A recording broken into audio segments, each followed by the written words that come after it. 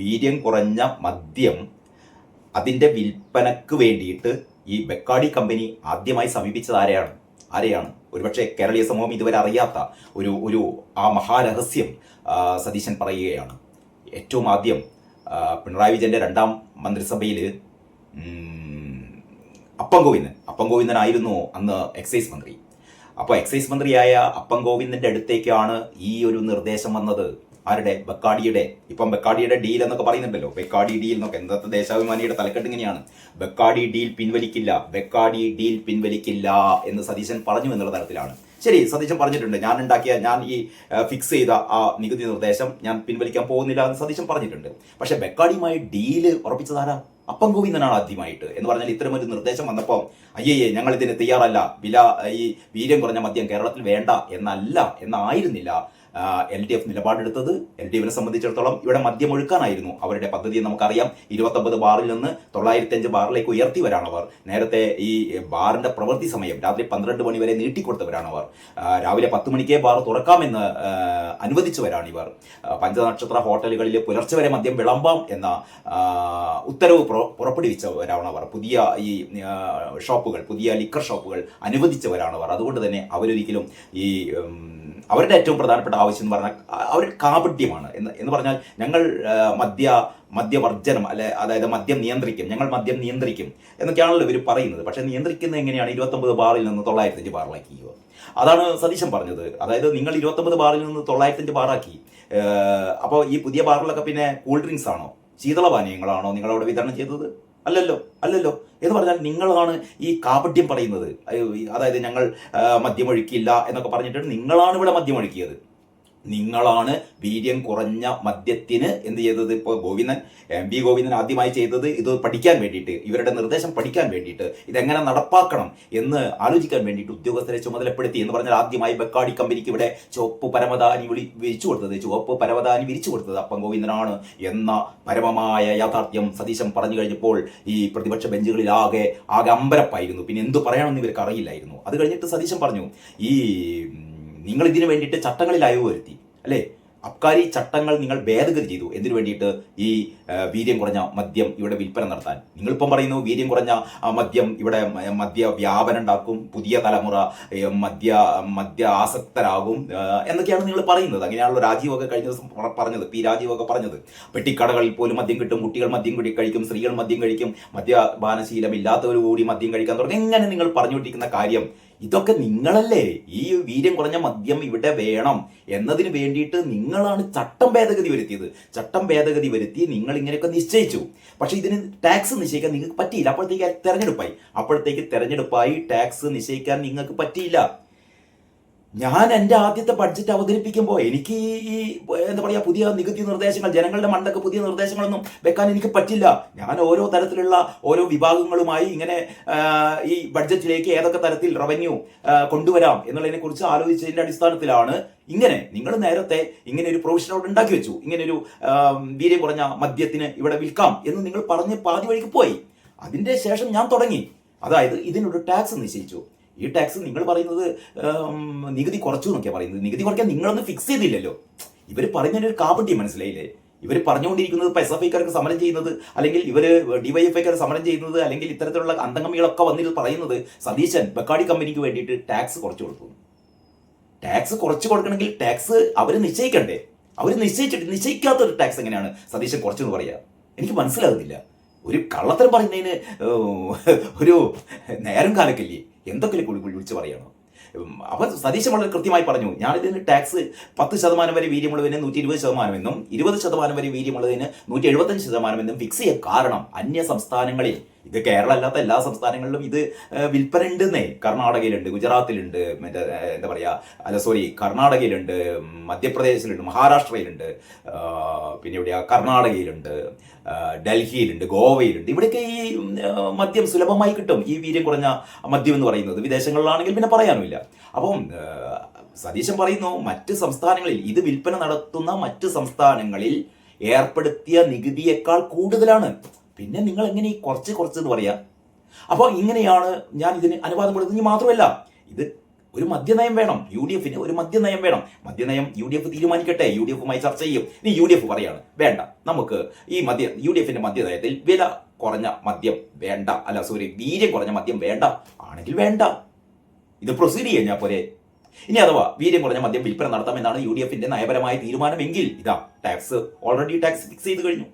ഇതിലിപ്പോ എന്താ കലാപം കൂട്ടാൻ? അപ്പോൾ പിണറായിക്കൊന്നും പറയാനില്ല. നിങ്ങൾ മദ്യം ഒഴുക്കുകയാണ് എന്ന് ഈ SFIക്കാർ സമരം ചെയ്ത പോലെ പിണറായിക്ക് നിയമസഭയിൽ നിന്ന് പറയാൻ പറ്റുമോ നിങ്ങൾ ഈ മദ്യം ഒഴുക്കുകയാണെന്ന്? കാരണം ഈ ഒഴുക്കിയ ടീമാണല്ലോ ഇവരാണ് ഒഴുക്കിയ ടീം എന്ന് എല്ലാവർക്കും അറിയാം. പിന്നെ നിങ്ങളാണ് ഒഴുക്കുന്നതെന്ന് പറയാൻ പറ്റില്ല. ആകെ പറയാൻ പറ്റുക നിങ്ങൾ ഈ സതീശൻ നികുതി കുറച്ചു. ആർക്ക് വേണ്ടിയിട്ട്? ബെക്കാഡി കമ്പനിക്ക് വേണ്ടിയിട്ട്. വേറെ എനിക്ക് മനസ്സിലാവാത്തത് ഈ നികുതി കുറച്ച് കഴിഞ്ഞാൽ ബെക്കാഡി കമ്പനിക്ക് എന്താ പ്രശ്നം? ബെക്കാഡി കമ്പനിക്ക് ഇവിടെ ഇത് വിൽപ്പന നടത്തുകയാണ് വേണ്ടത്. സർക്കാർ ഇതിന് നികുതി കൂട്ടിയോ കുറച്ചോ എന്നുള്ളത് ബെക്കാഡിയുടെ പ്രശ്നമല്ല. ബെക്കാഡി കമ്പനിക്ക് എന്തായാലും ഇവിടെ വിൽപ്പന നടത്തുമ്പോൾ അവർക്ക് ലാഭം കിട്ടും. അപ്പൊ ഇവിടെ അനാവശ്യമായ വിവാദങ്ങൾ ഇങ്ങനെ ഉണ്ടാക്കുക. ഏതായാലും ഈ മലയാള മനോരമ അത് കൊടുത്തത് മദ്യവിവാദം നിലപാട് വിശദീകരിച്ച് മുഖ്യമന്ത്രി UDF തീരുമാനിക്കും എന്നാണ് സതീശൻ പറഞ്ഞത്. ഇതിന് അങ്ങപ്പുറമൊന്നുമില്ല. UDF തീരുമാനിക്കും. എന്താ തീരുമാനിച്ചത്? നികുതി ഘടന മാത്രം. ഞാൻ തീരുമാനിച്ചത് നികുതി ഘടനയാണ്. LDF സർക്കാരിന് നികുതി ഘടന തീരുമാനിക്കാനുള്ള ഒരു സമയം ഉണ്ടായിരുന്നില്ല. അത് മുമ്പ് ഇലക്ഷൻ വന്നു, അവർക്ക് തീരുമാനിക്കാൻ പറ്റിയില്ല. ഇനി മറ്റെന്തോ കാരണങ്ങൾ കൊണ്ടാണോ എന്നറിയില്ല. അവർ നികുതി ഘടന തീരുമാനിക്കാതെ വിൽപ്പനക്ക് അനുമതി കൊടുത്തുകൊണ്ട് അവർ സ്റ്റോപ്പ് ചെയ്തു. ഞാൻ അതിന് നികുതി ഘടന പ്രഖ്യാപിച്ചു. വേഗത്തിലാക്കിയത് ബജറ്റിൽ ഉൾപ്പെടുത്തി. പിന്നെ ഇവർ പറയുന്നത് ഈ നികുതി ഘടന തീരുമാനിച്ചൊക്കെ ശരവേഗത്തിലാണെന്ന്. സതീശൻ പറയുന്നത് ബജറ്റിൽ അങ്ങനെയാണ്. ബജറ്റ് അവതരിപ്പിക്കുന്നത് അങ്ങനെയാണ്. തലേ ദിവസമാണ് ഇതൊക്കെ തീരുമാനിക്കുക. അല്ലെങ്കിൽ മുന്നേ പോയി കണ്ട് ഇതിന്റെ നികുതി ഘടനയ്ക്ക് ഒരു തീരുമാനിക്കാൻ പറ്റും. ബജറ്റ് അങ്ങനെയാണ്. രാത്രി 1 മണിക്ക് ശേഷമാണ് ബജറ്റ് പ്രിന്റ് ചെയ്യാൻ കൊടുക്കുന്നത്. അതിനുള്ളിലാണ് ശരവേഗത്തിൽ തന്നെയാണ് തീരുമാനിക്കുക. ഇതിലൊന്നൊരു പുതുമയില്ല. തെറ്റ് ആൾക്കാരെ പറ്റിക്കാൻ വേണ്ടിയിട്ട് ഇവർ പറഞ്ഞുകൊണ്ടിരിക്കുകയാണ്. അപ്പോൾ ഇതിലെ വാർത്ത ഇങ്ങനെയാണ്. വീര്യം കുറഞ്ഞ മദ്യത്തിന് പിണറായി സർക്കാരിന്റെ കാലത്താണ് അംഗീകാരം നൽകിയത് എന്നും അത് കേരളത്തിൽ വിൽക്കണമോ എന്ന് UDFിൽ ചർച്ച ചെയ്ത് തീരുമാനിക്കുമെന്നും മുഖ്യമന്ത്രി VD സതീശൻ. വളരെ കൃത്യമല്ലേ? എന്താ ആർക്കും പറയാണ്ടോ? ഈ വീര്യം കുറഞ്ഞ മദ്യം ഇവിടെ വിൽപ്പന നടത്താം എന്ന് തീരുമാനിച്ചത് LDF. ഇനി ഞങ്ങൾ തീരുമാനിക്കും, UDF തീരുമാനിക്കും ഇതിവിടെ വിൽക്കണോ വേണ്ടേന്ന്. വിൽക്കണ്ടെങ്കിൽ വിൽക്കണ്ട, വിൽക്കണമെങ്കിൽ അതിനുള്ളൊരു ടാക്സ്. ആ ടാക്സ് എന്ത് ടാക്സ് ആണ്? അന്യ സംസ്ഥാനങ്ങളിലുള്ളതിനേക്കാൾ കൂടിയ ടാക്സ് ആണ്. ഇനിയും കൂട്ടണം, വേണം കൂട്ടാം. കൂട്ടിയാൽ ഖജനാവിലേക്ക് കൂടുതൽ പൈസ വരും. അതല്ലാതെ വീര്യം കുറഞ്ഞ മദ്യത്തിന് ടാക്സ് ഇത്തിരി കൂടിപ്പോയി എന്ന് വിചാരിച്ചിട്ട് ആരും കുടിക്കാതിരിക്കുന്നില്ലല്ലോ, അല്ലെ? ഇപ്പൊ 251% ഈ വീര്യം കൂടിയ മദ്യത്തിന്റെ നികുതി. ആരെങ്കിലും കുടിക്കാതിരിക്കുന്നുണ്ടോ? 251%. അതായത് 100 രൂപയുടെ ഒരു മദ്യത്തിന് ഇതിന്റെ 250% എന്ന് പറയുമ്പോൾ ഒരു 250 രൂപ കൂടി അഡീഷണൽ ആണ്. എന്ന് പറഞ്ഞാൽ 100 രൂപയുടെ ഒരു മദ്യത്തിന് 350 രൂപയോളം വില വരുന്ന ഒരു അവസ്ഥയിൽ ആരും കുടിക്കാതിരിക്കുന്നില്ലല്ലോ. അപ്പൊ ഈ വീര്യം കുറഞ്ഞ മദ്യത്തിനും ടാക്സ് കൂട്ടിയാൽ എന്താണ്? ടാക്സ് കൂട്ടിയാൽ ഖജനാവിന് നല്ലത്. അത്രയേ ഉള്ളൂ. അപ്പം വേണ്ടെന്ന് UDF തീരുമാനിച്ചാൽ വിൽക്കില്ല. നികുതി ഘടന മാത്രമാണ് സർക്കാർ തീരുമാനിച്ചത്. നികുതിയുടെ കാര്യം ബജറ്റിൽ പെടുത്തുന്നതിന് വേണ്ടിയാണ് ഫയൽ ശരവേഗത്തിൽ സഞ്ചരിച്ചത് എന്നും അദ്ദേഹം വ്യക്തമാക്കി. എന്ന് പറഞ്ഞാൽ യഥാർത്ഥത്തിൽ പിണറായി വിജയന്റെ അണ്ണാക്കിലേക്ക് അടിച്ചു കയറ്റി കൊടുത്തു. അതാണ് സംഭവിച്ചത്. എന്ന് പറഞ്ഞാൽ പിണറായി വിജയൻ നാണം കെട്ട് തൊലിയിടിഞ്ഞു നിൽക്കുന്ന ഒരു അവസ്ഥയായിരുന്നു ഇന്നലെ നിയമസഭയിൽ കണ്ടത്. അപ്പോൾ അതിന്റെ വിശദാംശങ്ങളാണ് മലയാള മനോരമ ഏറ്റവും മികച്ച രീതിയിൽ തന്നെ കൊടുത്തു. ഇനി മാതൃഭൂമിയുടെ തലക്കെട്ട് ഫിറ്റാണ് മദ്യനയം എന്നാണ്. നമ്മൾ അടിച്ച് ഫിറ്റാകുക എന്ന് കേട്ടില്ലേ? അപ്പോൾ ഫിറ്റാണ് മദ്യനയം. വീര്യം കുറഞ്ഞ മദ്യം വിൽക്കാൻ തീരുമാനിച്ചാൽ ഈ നികുതി VD സതീശൻ പറഞ്ഞു. എന്തും പറയാറുണ്ടോ? ഒന്നും പറയാനില്ല. സംസ്ഥാനത്ത് വീര്യം കുറഞ്ഞ മദ്യത്തിന്റെ വിൽപ്പന അനുമതി UDFിന്റെ രാഷ്ട്രീയ തീരുമാനത്തിന്റെ അടിസ്ഥാനത്തിൽ മാത്രമായിരിക്കുമെന്ന് മുഖ്യമന്ത്രി VD സതീശൻ നിയമസഭയിൽ ബഡ്ജറ്റ് ചർച്ചയ്ക്ക് മറുപടി നൽകുകയായിരുന്നു അദ്ദേഹം. അതിന്റെ ഇടയിലാണ് സതീശൻ പിണറായിയുടെ മണ്ടക്ക് കയറിഞ്ഞാണ്ട് ഒരു അടി അടിച്ചത്. അതെന്താന്ന് വെച്ചാൽ ഫയൽ പാർട്ടി ഓഫീസിൽ കൊണ്ടുപോകില്ല. മുഖ്യമന്ത്രി അറിയാതെ ഫയൽ അടിച്ചു മാറ്റി പാർട്ടി ഓഫീസിൽ കൊണ്ടുപോയി തീരുമാനമെടുക്കുന്ന രീതിയൊന്നും ഈ സർക്കാരിന്റെ കാലത്തുണ്ടാവില്ല എന്ന് പറഞ്ഞാൽ പണ്ട് VS അച്യുതാനന്ദൻ ഇവിടെ ഭരിക്കുന്ന കാലത്ത് VS അച്യുതാനന്ദന്റെ മേശപ്പുറത്തേക്ക് എത്തുന്ന ഫയലുകൾ VS അച്യുതാനന്ദൻ കാണാതെ അടിച്ചു മാറ്റി AKG സെന്ററിൽ കൊണ്ടുകൊടുക്കുന്ന പരിപാടിയായിരുന്നു ആരുടേതെന്നറിയോ? പിണറായി വിജയന്റെ പെട്ടി തൂക്കിയായ KN ബാലഗോപാൽ എന്ന് പറയുന്ന കഴിഞ്ഞ ധനകാര്യമന്ത്രിക്ക്.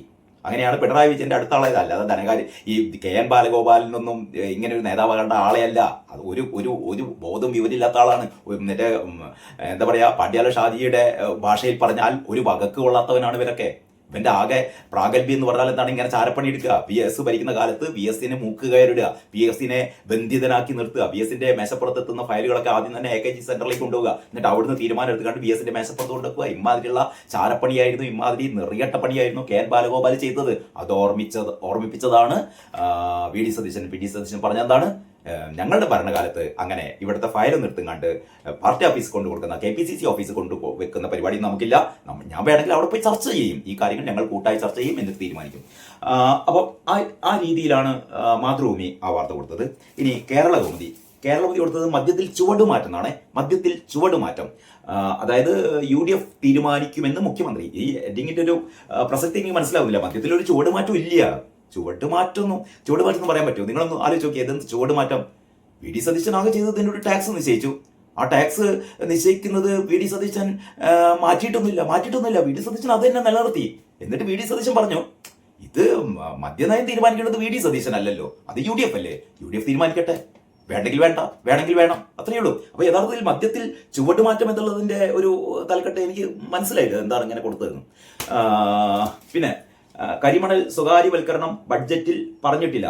അതിന്റെ കൂടെ സതീശൻ പറഞ്ഞായിരുന്നു, കരിമണൽ സ്വകാര്യവൽക്കരണം എന്നാണ് പറയുന്നത്. ബഡ്ജറ്റ് എടുത്ത് കാണിച്ചിട്ട് സതീശൻ ചോദിക്കുകയാണ്, ഈ ബഡ്ജറ്റിൽ ഒരിടത്തും കരിമണൽ സ്വകാര്യ മേഖലയ്ക്ക് വിട്ടുകൊടുക്കുന്നൊന്നും ഞാൻ പറഞ്ഞിട്ടില്ല, കരിമണൽ സ്വകാര്യ മേഖലയെ കൊണ്ട് ഖനനം ചെയ്യിപ്പിക്കുന്നൊന്നും പറഞ്ഞിട്ടില്ല, പറയാത്തത് വെറുതെ ഇങ്ങനെ പറഞ്ഞു നടക്കണോ എന്നാണ് സതീശൻ ചോദിച്ചത്. ആകെ കരിമണലിന്റെ കാര്യത്തിൽ സതീശൻ വളരെ കൃത്യമായി പറഞ്ഞു, കരിമണൽ ചെയ്യാൻ പോകുന്നത് കേന്ദ്ര സ്ഥാപനങ്ങളും സംസ്ഥാന സ്ഥാപനങ്ങളും, കേന്ദ്ര സർക്കാരിന്റെയും സംസ്ഥാന സർക്കാരിന്റെയും ഉടമസ്ഥതയുള്ള സ്ഥാപനങ്ങൾ സ്വകാര്യ പങ്കാളിത്തത്തോടെ ഇതിന്റെ മൂലധന നിക്ഷേപം സ്വകാര്യ നിക്ഷേപകരിൽ നിന്ന് സ്വീകരിച്ചുകൊണ്ട് അത്തരത്തിൽപ്പെട്ട ഒരു കൂട്ടായ്മയിലൂടെ കേരളത്തിന്റെ സാമ്പത്തിക സ്ഥിതി മെച്ചപ്പെടുത്തുമെന്നാണ് സതീശൻ പറയുന്നത്. അത് ഏറ്റവും ഈ കാലഘട്ടത്തിന്റെ സതീശൻ പറഞ്ഞ മാതിരി ഇതൊരു നിയോ കേരള മോഡൽ. അപ്പോൾ നിയോ കേരള മോഡലാണ് നടപ്പാക്കാൻ പോകുന്നത്. അപ്പോൾ അങ്ങനെയാണ് കേരളത്തിലെ വാർത്ത. ഇനി നമുക്ക് ദേശാഭിമാനി പറയുന്നത് ബെക്കാഡി ഡീൽ പിൻവലിക്കില്ല എന്നാണ്.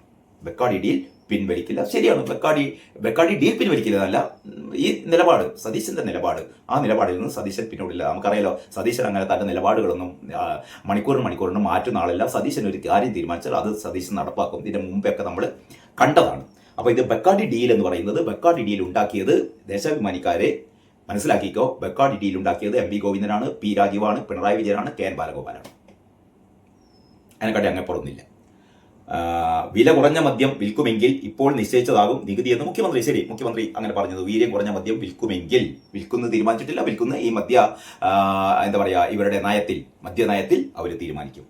അപ്പോൾ ഇങ്ങനെയാണ് ഈ 4 പത്രങ്ങൾ മദ്യ ചർച്ചയെക്കുറിച്ച് കഴിഞ്ഞ ദിവസം നിയമസഭയിൽ നടന്ന മദ്യ ചർച്ചയെക്കുറിച്ച് റിപ്പോർട്ട് നൽകിയത്. ഏതായാലും എനിക്ക് ഒരൊറ്റ കാര്യം പറയാനുള്ളൂ, ഞാനത് 2 പ്രാവശ്യം കണ്ടു കേട്ടോ.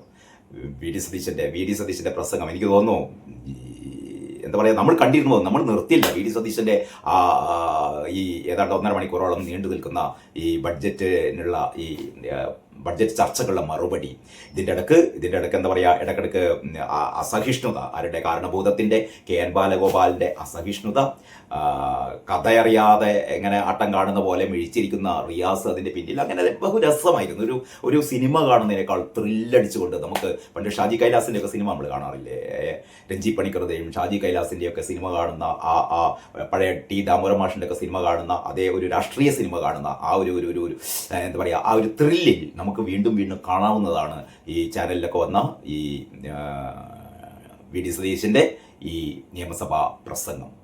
കേൾക്കാത്തവരുണ്ടെങ്കിൽ കാണാത്തവരുണ്ടെങ്കിൽ കാണണം എന്ന് മാത്രമാണ് എനിക്ക് അവസാനമായി നിങ്ങളോട് അഭ്യർത്ഥിക്കാനുള്ളത്. ബാക്കി വിശേഷങ്ങൾ അടുത്ത വീഡിയോയിൽ. അതുവരെ എല്ലാവർക്കും നന്ദി, നമസ്കാരം.